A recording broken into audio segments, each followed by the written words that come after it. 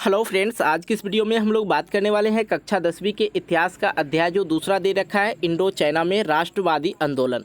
तो फ्रेंड्स, इससे पहले वाला वीडियो आप लोग नहीं देखे हैं चैप्टर अध्याय 1 का, जो कि यूरोप में राष्ट्रवाद था, उसको भी मैंने इसी तरह डिटेल से पूर्णपेन समझाने की कोशिश किए हैं।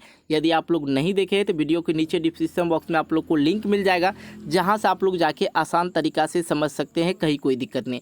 फ्रेंड्स, इतिहास का जो है एक कोई भी चैप्टर आप उठा ले तो वो बहुत ज़्यादा लॉन्ग है, उसको मैं एक शॉर्ट तरीका से आप लोग को समझाने की कोशिश करूँगा। सब चीज़ को मैंने अलग अलग करके बताया। सबसे पहले जो ईस्वी वाले चीज़ है, कौन सा ईस्वी में क्या हुआ था, उसके बाद उसमें जो कार्य किए थे, कौन सा इंसान कब कौन सा कार्य किए थे, उसके बारे में भी हम जानेंगे और इंसान के बारे में भी जानेंगे। बिल्कुल, तो चलिए हम लोग पहले सबसे पहले घटना जो हुआ था, सभी घटना को एकत्रित करके आप लोग को समझा देते हैं। उसके बाद जो उसमें इंसान काम किए थे, जो आदमी उससे जुड़े हुए थे इंडो चाइना राष्ट्रवादी आंदोलन में, जो भी व्यक्ति थे, सभी के नाम के बारे में नाम भी जानेंगे और उसके बारे में भी जानेंगे। तो वीडियो पूर्णपेन इंपॉर्टेंट होने वाले, वीडियो को स्किप बिल्कुल ना करें, ठीक है, नहीं तो पूरा स्टोरी पढ़ते रह जाइएगा, कभी समझ में नहीं आने वाला है। और हाँ, साथ ही आप लोग को बता दें, ये सभी जो है पूर्णपेन आप लोग को ऐसा नहीं कि कक्षा 10वीं तक ही इंपॉर्टेंट होगा, आप लोग कॉम्पिटिटिव एग्ज़ाम भी दोगे तो उसमें भी ये सारे चीज़ इंपॉर्टेंट ही है। तो सबसे पहले हम लोग जो है यहाँ पे देख लेते हैं कौन सा ईस्वी में क्या हुआ था, कब क्या हुआ था, कितने ईस्वी में क्या हुआ था। जैसे कि 1945 ईस्वी में वियतनाम को स्वतंत्रता मिला था। ये सारे ईस्वी को हमने एक तरफ से एक एक पॉइंट करके आप लोग को समझा रहा हूँ, तो बिल्कुल स्किप नहीं करना मेरे भाई। वीडियो को लाइक कर देना है और एक छोटा सा प्यारा सा कमेंट ज़रूर करना है, ठीक है। चलिए हम लोग वीडियो को स्टार्ट करते हैं। सबसे पहले यहाँ पे देख लेते हैं, औपचारिक रूप से वियतनाम को 1945 ईस्वी में स्वतंत्रता मिला। पहला क्वेश्चन आप लोग समझ गए कि वियतनाम को स्वतंत्रता कब मिला, तो सर 1945 ईस्वी में मिला था। अगला स्टेप समझिए, देखिए बहुत इंपॉर्टेंट फैक्ट्स आपको समझा रहे हैं। इंडो चाइना 3 देश से मिलकर बना है, तो कौन कौन देश सर? वियतनाम, काम्बोडिया और लाओस। इंडो चाइना जो है 3 देश से मिलकर बना है, वियतनाम, काम्बोडिया और लाओस, ठीक है। अगले फैक्ट्स की ओर चलते हैं हम लोग। 1858 में फ्रांस ने पहली बार वियतनाम में प्रवेश किया और धीरे धीरे उसने पूरे वियतनाम पर कब्जा कर लिया। देखिए, कब फ्रांस कब वियतनाम में प्रवेश किया, तो सर 1858 में किया। ऑब्जेक्टिव भी आप लोग का क्लियर होते जा रहा है। और उसने धीरे धीरे पूर्णपेन वियतनाम पे अपना कब्जा जमाने लगा, राज जमाने लगा। जिस प्रकार भारत में जो है, भारत में अंग्रेज़ वगैरह आके यहाँ पे राज जमाने लगे थे, विदेशी आए सब यहाँ पे व्यापार करने लगे और धीरे धीरे पूरे भारतवासी पे राज करने लगे, अपना कब्जा जमाने लगे। उसी प्रकार 1858 ईस्वी में फ्रांस ने पहली बार वियतनाम में प्रवेश किया और धीरे धीरे उस पर अपना वियतनाम पर कब्जा जमाने लगा। यहाँ पे नियत नाम है, कोई टेंशन नहीं लेना है, वियतनाम होगा, ठीक है। चलिए अगला फैक्ट्स की ओर चलते हैं। चौथा नंबर, 1887 ईस्वी में फ्रेंच इंडो चाइना का गठन किया गया था। कब किया गया था? फ्रेंच इंडो चाइना का गठन कब हुआ था? सर 1887 ईस्वी में हुआ था। बिल्कुल इंपॉर्टेंट है। चलिए अगला देख लेते हैं। 5वां नंबर, फ्रांसीसी शिक्षा देकर अपनी सभ्यता के रंग में रंगना चाहते थे। फ्रांसीसी शिक्षा को देकर अपने सभ्यता में रंग रंगना चाहते थे। कौन? ये फ्रांस के जो इंसान थे, वो वियतनाम में घुसकर वहाँ पे जो है अपना शिक्षा देकर अपना सभ्यता में उसको रंगना चाहते थे, अपने जैसा बनाना चाहते थे, अपने जैसा ढालना चाहते थे। उसके लिए उसने क्या किया? 1907 ईस्वी में टोकन फ्री स्कूल खोल दिया। मतलब टोकन फ्री क्या मतलब? वहाँ का चार्ज वगैरह नहीं लगता था। वहाँ पे जो बच्चे जाएंगे, वियतनाम के बच्चे जो उस स्कूल में पढ़ेंगे, उसको कोई भी चार्ज नहीं लगेगा। तो स्कूल कब खोला था? 1907 ईस्वी में। और वहाँ पे विज्ञान, स्वच्छता और फ्रांसीसी भाषाओं की कथा शामिल थे। उसमें फ्रांसीसी लैंग्वेज भी थे, जो कि वहाँ के बच्चे को पढ़ाया जाता था, सिखाया जाता था। अगले और चलते हैं हम लोग, अगला और चलते हैं। अगला और जब क्या हुआ? 1926 में साइगोन नेटिव गर्ल्स स्कूल में आंदोलन हुआ। अब विवाद का एक छोटा सा कारण था। विवाद का कारण था कतार में बैठने के लिए कहना। वहाँ के इंसान को बोला कि भाई आप लोग एक कतार में बैठो, एकत्रित होके एक ही जगह मत बैठो, एक कतार से लग जाओ, यहाँ से वहाँ तक बैठो। इसके लिए वहाँ पे एक जो है गर्ल्स स्कूल में आंदोलन आंदोलन हुआ था साइगोन नेटिव गर्ल्स स्कूल में। और कब हुआ था? 1926 ईस्वी में हुआ था। क्लियर है? अगला चलते हैं। अगला फैक्ट है 8वां नंबर, 1903 ईस्वी में हनोई में ब्यूबॉनिक प्लेग की महामारी फैल गई। हनोई में ब्यूबॉनिक प्लेग की महामारी फैल गई और चूहों को पकड़ने की मुहिम शुरू कर दिया। और वहाँ के जो जब ये महामारी फैल गई, बीमारी फैल गया, तो वहाँ चूहा हुआ था, तो चूहा को पकड़ने के लिए सब दौड़ गए। मतलब सभी चूहा को एकत्रित करके पीटते थे, मारते थे, जान से ही मार देते थे। चूहा था, उसको कौन देखने वाला भाई, उसको मार देते थे। ये थोड़ा इंटरेस्टेड टॉपिक था। अगला चलते हैं हम लोग, जो कि बहुत ही इंटरेस्टेड है और इम्पोर्टेंट है, हुआ आंदोलन। ये सभी बच्चे को याद रहता। हुआ आंदोलन कब हुआ था भाई साहब? 1939 ईस्वी में हुआ था। इस आंदोलन के संस्थापक कौन थे? तो हुइन फू सो थे। देखिए नाम आप लोग को याद नहीं रहेगा, हुइन फू और सो थे, ठीक है। वह जादू टोना करते थे, मैजिक करते थे और गरीबों का मदद करते थे। और गरीबों का मदद करते हैं, जो इंसान गरीबों का मदद करते हैं वो क्या होते हैं? अच्छे इंसान होते हैं, ठीक है। और अच्छे इंसान की भलाई नहीं होती इस दुनिया में, आप लोग को पता ही है। तो फ्रांसीसी सरकार ने उन्हें क्या पागल घोषित कर दिया। लो भाई, तू पागल है, तू किसी का सहायता कर रहा है, तू पागल है, ठीक है। उन्हें पागल कहकर बुलाया जाने लगा। इसी तरह से अब हम लोग चलते हैं अगले टॉपिक की ओर। अगला टॉपिक से 10 में हम आपको बताते हैं 1854 ईस्वी की बात है। फ्रांसीसियों की पराजय के बाद जनेवा में चली शांति वार्ता और वियतनामियों के देश का विभाजन मानने के बाध्य कर दिया और उत्तर और दक्षिणी वियतनाम दो अलग राज्य में बन गया। देखिए क्या क्या हो रहा है। 1854 ईस्वी में फ्रांसीसियों को पराजय कर दिया, मतलब हरा के बाद जनेवा में चली शांति वार्ता वियतनाम के कई देश का विभाजन मानने के बाध्य कर दिया, मतलब इस बात को नहीं मान रहे थे। उत्तर और दक्षिणी वियतनाम दो अलग राज्य में बन गए। अगला फैक्ट्स की ओर चलते हैं। 12 नंबर, बिल्कुल 12 नंबर फैक्ट्स है हमारे पास। 1974 ईस्वी में, देखिए 1974 में क्या हुआ था। 1974 ईस्वी में पेरिस में एक शांति समझौता पर हस्ताक्षर किया गया और अमेरिका के साथ टकराव का समाप्त किया गया। जब 1974 में पेरिस में एक शांति समझौता हुआ, मतलब शांति समझौता मतलब एक दूसरे देश आते हैं और वहाँ पे एक जो है समारोह तरह के बनाए जाते हैं, एक मीटिंग करते हैं, भाई तुम अपने घर रहो, मैं अपने घर रहता हूँ, सुखी शांति से रहूँगा। इसी को जो है पेरिस ने समझौता रखा था और हस्ताक्षर किया और अमेरिका के साथ टकराव को उसने समाप्त कर दिया 1974 ईस्वी में। अब 1975 ईस्वी में क्या हुआ देख लीजिए। 1975 ईस्वी में NL द्वारा राष्ट्रपति महल पर कब्जा। देखिए भाई, राष्ट्रपति महल पर कब्जा व वियतनाम के दोनों राष्ट्रों को मिलकर एक राष्ट्र का स्थापना कर दी गई थी।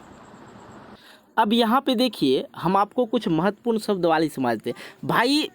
ये क्या कहते हैं, हिस्ट्री जो है, हिस्ट्री में कुछ ऐसे वर्ड्स रहते हैं जिसे समझना मुश्किल होता है। तो चलिए उस चीज़ को हम लोग बहुत बढ़िया से समझने की कोशिश करते हैं। औपनिवेशिक व्यवस्था। अब देखिए औपनिवेशिक व्यवस्था क्या होता है, इसको समझ लेते हैं। वह व्यवस्था जिसमें कई देश किसी दूसरे देश पर कब्जा करके उसका आर्थिक और राजनीतिक का शोषण करे, मतलब उसका जो है उल्लंघना करना, तोड़ना या अपना शासन चलाना, यही होता है, ठीक है। मतलब वह व्यवस्था जिसमें कई देश किसी दूसरे देश पर कब्जा करके उसका आर्थिक और राजनीतिक का शोषण करना औपनिवेशिक व्यवस्था कहलाती है। बिल्कुल समझ गए होंगे। चलिए मेरे भाई आगे की ओर चलते हैं, बहुत इंपॉर्टेंट वीडियो है। इसके बाद हम लोग प्रश्न उत्तर को भी कुछ प्रश्न उत्तर को भी हल कर लेंगे। साम्यवाद क्या है? देखिए साम्यवाद क्या है?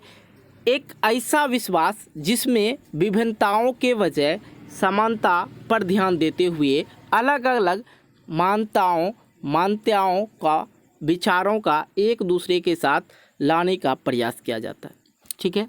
अब अगला टॉपिक ये समझ लीजिए, यातना शिविर क्या है?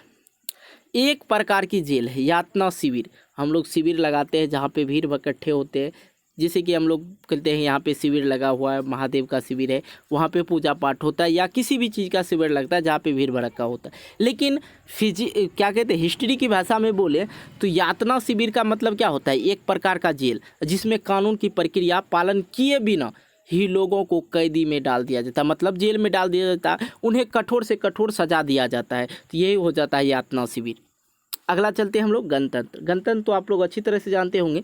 गणतंत्र क्या हो गया? आम जनता की सहमति और जनप्रतिनिधित्व पर आधारित शासन व्यवस्था। चलिए ये समझ गए। 5वें फैक्ट की ओर चलते हैं हम लोग। साम्यवाद एक राजनीतिक आंदोलन जो एक ऐसी आर्थिक व्यवस्था पर विश्वास करता है जिसमें राज्य जनता की और सभी उत्पादन साधनों पर नियंत्रण रखता है। इसका उद्देश्य समाज में सभी लोगों को समान अधिकार देना। देखिए, साम्यवाद का अर्थ क्या होता है? एक राजनीतिक आंदोलन जो एक ऐसी आर्थिक व्यवस्था पर विश्वास करता है, मतलब एक ऐसी आर्थिक व्यवस्था पर विश्वास करता है जिसमें राज्य की जनता की ओर से सभी उत्पादन साधनों पर नियंत्रण रखता है और इसका उद्देश्य एक ही रहता है कि समाज में सभी को समान अधिकार मिले। ठीक है, चलिए अब हम लोग चलते हैं नापन। देखिए, नापन ऐसा मत समझिए किसी चीज़ को नापना को नापन कहते नहीं। हिस्ट्री की भाषा में इसको क्या कहते हैं? नापन अमेरिका में एक विकसित किया गया एक ऐसी ऑर्गेनिक रसायन जो धीरे धीरे जलता है और मानव त्वचा जैसी किसी भी सतह से संपर्क पर आने पर उससे चिपक जाता है या मतलब उसको जला देता है। जो अमेरिका में विकसित किया गया था एक ऐसी ऑर्गेनिक रसायन जो धीरे धीरे जलता है, ठीक है, और मानव शरीर में मतलब अपने शरीर में यदि लगा ले, संपर्क में आते ही उसमें जलन होने लगता है और वो चिपक जाता है और वह जलने लगता है। ठीक है, चलिए हम लोग देख लेते हैं 7वां नंबर, स्कॉलर्स रिवोल्ट क्या है? बहुत अच्छा चीज़, एक आंदोलन जो 1868 में हुआ था, फ्रांसीसी कब्जे और ईसाई धर्म के प्रसार के खिलाफ प्रारंभ हुआ था। इस आंदोलन की बगडोर शाही दरबार के अफसरों के हाथों में थी। चलिए अब हम लोग कुछ महत्वपूर्ण व्यक्ति जो थे इस चीज़ में, इसको भी हम लोग समझ लेते हैं पहले।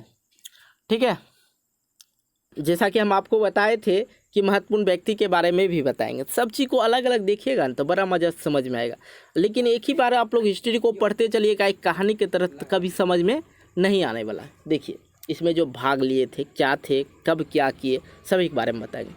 फान चू त्रेन, देखिए नाम कुछ उल्टा पुल्टा है, हिस्ट्री में जो नामे है उल्टा पुल्टा बिल्कुल। हाँ भाई, आप लोग यहाँ तक वीडियो देखें ज़रूर कमेंट करना है। ठीक है, वियतनाम के एक राष्ट्रवादी नेता थे जो राजतंत्र के कट्टर विरोधी थे। फोन चू ट्रन, नाम भी साला उल्टा पुल्टा और इसका काम भी उल्टा पुल्टा था। वियतनाम के एक राष्ट्रवादी नेता थे जो राजतंत्र के कट्टर विरोधी थे। वो फ्रांसीसियों को देश से निकालने के लिए शाही दरबार अथवा राजा की सहायता लेने के पक्ष में नहीं थे। ठीक है, अगला हम लोग चलते हैं, बिल्कुल खराब नाम मिलेगा। हुइन फू सो कौन थे? वे होआ आंदोलन के संस्थापक थे जो 1939 ईस्वी में हुआ था। आंदोलन कब हुआ था? 1939 ईस्वी में हुआ था। वियतनाम में प्रारंभ हुआ था। वह गरीबों की सहायता करते थे और जादू टोना करते थे। इसके बारे में मैंने पहले भी डिटेल से बताया। अब हम लोग देखते हैं तीसरा फैक्ट, फोन बुई चौ। देखिए नाम कैसा है, अजीब नाम मिलेगा। वियतनाम के महत्वपूर्ण राष्ट्रवादी 1903 में उन्होंने रेवोल्यूशनरी सोसाइटी दुई वॉन हुई नामक एक पार्टी का गठन किया था। कौन किया था? फोन बोई चुई एक महत्वपूर्ण राष्ट्रवादी थे और 1903 में उन्होंने रेवोल्यूशनरी सोसाइटी के नामक एक पार्टी का गठन किया था। अब आगे देख लेते हैं, कन्फ्यूशियस, जैसे हम बोलते हैं ना कन्फ्यूज़न, तो यहाँ पर आता है कन्फ्यूशियस। वे एक चीनी विचारक थे। देखिए कन्फ्यूशियस जो थे, आप लोग इसको याद रख सकते हैं, कन्फ्यूज़न। ठीक है, कन्फ्यूशियस जो थे वे एक चीनी विचारक थे। उन्होंने सदाचार, व्यवहार, बुद्धि और उचित सामाजिक संबंधों को आधार बनाते हुए एक दार्शनिक व्यवस्था को विकसित किया। अगला चलते हैं हम लोग, यहाँ तक तो हम आपको बता दिए कि कौन क्या था नहीं था, इस चैप्टर से रिलेटेड जो भी व्यक्ति था सभी के बारे में हम आपको बता दिए। अब देखिए क्वेश्चन कुछ इस प्रकार से उठता है जो कि बहुत इंपॉर्टेंट क्वेश्चन है। मैं कुछ इंपॉर्टेंट क्वेश्चन को हल कर देता हूँ। देखिए इंडो चाइना किस देश से मिलकर बना था? तो पहले हम आपको बताए थे इंडो चाइना किस देश से मिलकर बना हुआ था। पहला नंबर सवाल देख रहे हैं, इंडो चाइना किस देश से? पहला बात तो आप लोग समझ लीजिए 3 देश से मिलकर बना हुआ था। अब कौन कौन देश से मिलकर बना हुआ था देख लेते हैं। कौन कौन देश से मिलकर बना हुआ था? आंसर करेंगे वियतनाम, लाओस, काम्बोडिया। अगले प्रश्न की ओर चलते हैं। दूसरा नंबर, संरचनागत परियोजना क्या होती है? देखिए दूसरा नंबर बहुत इंपॉर्टेंट क्वेश्चन है। चलिए इसको हम लोग समझ लेते हैं। पहले, ऐसी विशाल परियोजनाएं जिसमें अर्थव्यवस्था, का ढांचा तैयार होता है। ठीक है, अगला प्रश्न की ओर हम लोग चलते हैं। अगला प्रश्न है हमारे पास, 1930 की महामंदी का वियतनाम पर क्या प्रभाव पड़ा? बिल्कुल हम लोग समझते हैं। देखिए, वियतनाम पर जो प्रभाव पड़ा था, जो रबर और चावल का दाम में गिर गया था। ठीक है, और किसानों पर कर्जा बढ़ने लगा था, बेरोजगारी में तेज़ी से वृद्धि हो गई, ये पड़ा था। चलिए हम लोग देखते हैं चौथे नंबर प्रश्न। चौथा नंबर प्रश्न है, वियतनाम की लपलपति चिंगारी किसे कहा जाता था और क्यों? देखिए, बहुत इंपॉर्टेंट क्वेश्चन। वियतनाम की लपलपाती चिंगारी किसे कहा जाता था और क्यों कहा जाता था? चलिए हम लोग समझते हैं। देखिए, क्यों कहा जाता था। नहे अल और हा तिन्हा प्रांतों के रेडिकल आंदोलन की चली आ रही एक लंबी परंपरा के कारण लपलपाती चिंगारी कहा जाता था। बिल्कुल समझिए, क्या समझे? नहो अल और हातिनी प्रांत को रेडिकल आंदोलन की चली आ रही एक लंबी परंपरा के कारण लपलपाती चिंगारी कहा जाता था। क्यों कहा जाता था, तो ये बात हम बता दिए। नहो अल हातिना प्रांतों के रेडिकल आंदोलन की चली आ रही एक लंबी परंपरा के कारण, और उसको क्यों कहा जाता, क्या कहा जाता था? लपलपाती चिंगारी कहा जाता था। अगले प्रश्न की ओर चलते हैं हम लोग। अगला प्रश्न है हमारे पास, बिल्कुल समझेंगे। एजेंट ऑरेंज क्या है? अमेरिका सेना ने वियतनाम पर इसका क्यों छिड़काव किया? एजेंट ऑरेंज क्या है? अमेरिका सेनाओं ने वियतनाम पर इसका छिड़काव क्यों किया? चलिए इसको हम लोग समझते हैं। देखिए, बिल्कुल समझिएगा आप लोग। ये एक ऐसा जहर था, देखिए, ये एक ऐसा जहर था जिसके छिड़काव से पेड़ों की पत्तियां झड़ जाते थे, पौधे मर जाते थे। ठीक है, जिन ड्राम जिसमें रखा जाता, ड्रामों में इसे रखा जाता था, उन पर ऑरेंज रंग की पट्टियां बनी होती थी। इस जहर के छिड़काव इसलिए किया जाता था क्योंकि वियतनाम के जंगलों को नष्ट कर देना चाहते थे। चलिए समझ गए होंगे। चलिए छठे नंबर प्रश्न की ओर चलते हैं हम लोग। छठे नंबर प्रश्न है, उपनिवेशों को क्यों स्थापित किया गया? उपनिवेशों को क्यों स्थापित किया गया? चलिए इसका भी हम लोग आंसर देख लेते हैं। क्या हो जाएगा इसका? साम्राज्यवादी देश की भलाई के लिए। चलिए अगला क्वेश्चन हम लोग देखते हैं, 7वां नंबर। बहुत छोटा प्रश्न दे रखा है, छोटा आंसर मिल जाएगा। सन यात सेन कौन था? देखिए, सन यात सेन कौन था और कन्फ्यूशियस कौन था? इसको भी हम लोग डिटेल से समझे ही, लेकिन याद कर लीजिए। कन्फ्यूशियस बोले थे ना, कन्फ्यूज़न, याद आ रहा कुछ? कन्फ्यूशियस कौन थे और सन यात सेन कौन थे? चलिए हम लोग समझते हैं। तो 7वें नंबर का प्रश्न का जो आंसर होगा, चीन के महान नेता थे, और ये जो कन्फ्यूशियस थे कौन थे? चीन दार्शनिक थे। ठीक है, अगला क्वेश्चन के हम लोग चलते हैं। 9 नंबर में प्रश्न दे रखा है यहाँ पे, 1903 में होनाई नवनिर्मित आधुनिक भाग में कौन सी महामारी फैली थी? तो आप लोग को बताए थे ना, फ्लेग बीमारी। चलिए इसको डिटेल से समझते हैं थोड़ा सा। ठीक है, तो आप लोग को मैंने बताया था बॉर्बोनिक फ्लैग बीमारी के कारण जो वहाँ पे एक महामारी फैल गया था, जिसके वजह से चूहों को पकड़ा जा रहा था। बताए थे ना, याद आ रहा होगा, चूहा को पकड़ा जा रहा था। तो चलिए हम लोग 10वें नंबर प्रश्न की ओर चलते हैं। ये 10वां नंबर क्वेश्चन और इसका लास्ट क्वेश्चन है, एक तरफा अनुबंधन व्यवस्था से क्या तात्पर्य है? चलिए इसको भी हम लोग बिल्कुल अच्छी तरह समझ लेते हैं। एक ऐसा अनुबंधन, 10वां नंबर का आंसर हो जाएगा, एक ऐसा अनुबंधन जिसके तहत मजदूरों को कोई अधिकार नहीं दिया जाता। भाई अभी कौन सा अधिकार है? कहीं भी कोई अधिकार नहीं है। ठीक है, शर्तों के अनुसार काम ना कर पाने पर मालिक उसके खिलाफ मुकदमे दायर करते थे और उन्हें सजा देते थे, वह जेल में भी डाल देते थे। कितना बड़ा अन्याय होता था उस टाइम। अभी तो कुछ कम हो रहा है, लेकिन हो तो रहा ही है। ये जो अनुबंधन थे, ऐसा अनुबंधन जिसके तहत मजदूरों को कोई अधिकार नहीं दिया जाता था, कोई अधिकार नहीं, और शर्त के अनुसार काम ना कर पाने पर उसे मालिक उसके खिलाफ मुकदमा दायर करते थे और उन्हें सजा देते थे और जेल में भी डाल देते। सजा देने का मतलब क्या हुआ? खाना पीना नहीं देना, मारना पीटना, और जैसे कि बोल दिया ये 5 दिन में ये काम हो जाना चाहिए, यदि ये काम 5 दिन में नहीं हुआ तो उनके जो मालिक थे उसे मारते भी थे, पीटते भी थे, खाना भी नहीं देते थे और उसे बाद में जेल भी भेज देते थे। तो ऐसे शासन चलते थे उस टाइम भाई, अभी तो कुछ नहीं।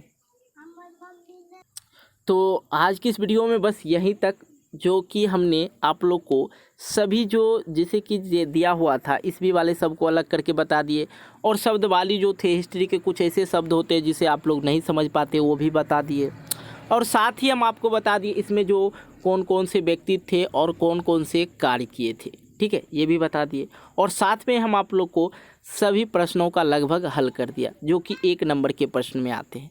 तो बिल्कुल आप लोग समझ गए होंगे, आशा करते हैं आपको वीडियो अच्छी लगी होगी। यार वीडियो अच्छी लगी तो वीडियो को एक लाइक ज़रूर करना, क्योंकि वीडियो बनाने में बहुत ज़्यादा मेहनत लगता है, पहले टाइप करना पड़ता है फिर बक करना पड़ता है, ठीक है। तो आप लोग वीडियो को बिल्कुल जो है इग्नोर ना करेंगे, लाइक करेंगे, दोस्तों को साथ शेयर भी कर देना है, और चैनल पर नए हो यार चैनल को सब्सक्राइब भी कर लेना। मिलते हैं एक नए वीडियो को लेके, तब तक के लिए बाय बाय, जय हिंद जय भारत।